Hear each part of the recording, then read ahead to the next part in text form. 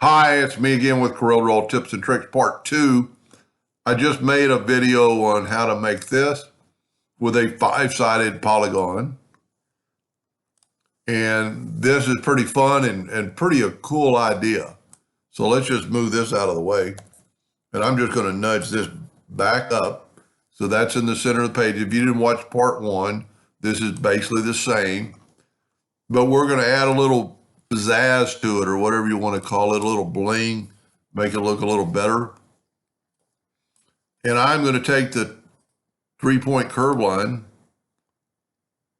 and I'm going to go right there from that node, kind of like right in there, and I'm going to try to mimic that turn. And I'm going to try to do it again. Matter of fact, I'm going to do it 4 times this time. No, the other one only did 3. Kind of mimic the same curvature.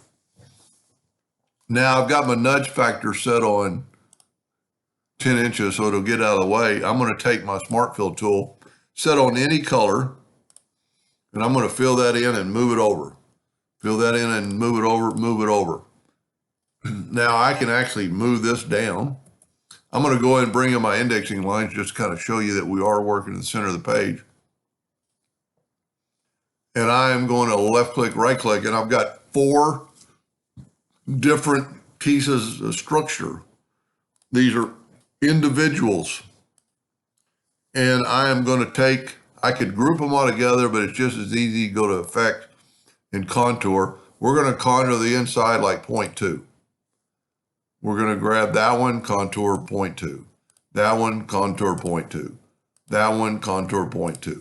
Now, you could break those apart, but since we've nudged them, I'm just going to nudge them right back with their color. And see, it's separating them. This one's not perfect, but I'm going to get this out of the way. Now, I'm going to just do them individually. You could group them together and do this all at one time, but I'm going to get the interactive fill tool and turn this black. I'm going to go ahead and go here, turn this black. And when you get off it, you'll kind of see you can't, a lot of times it's almost better to pick it with your pick tool, because sometimes it'll work, sometimes it won't. And I'm trying to make this one a little bit blacker than I did the first one. So get that last one, interactive fill tool.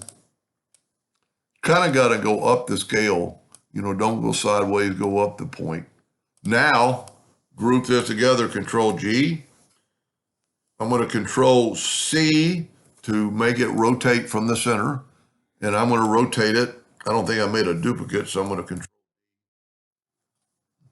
Control D and make a duplicate, and then rotate it, that's 72 degrees. Control D, Control D, Control D. Not that spectacular yet, but if you would take it and put a black box around it, it'll make it really pop out. I'm going to go to Object, Order, Backup Page. I mean, look how it looks like it's twisted and turned, kind of like going into infinity. And you could do that, just like I said, you could do it with a 6-sided, 8-sided, whatever you want to do, but that's pretty cool within itself. Hope that helped a little bit. Thank you for watching.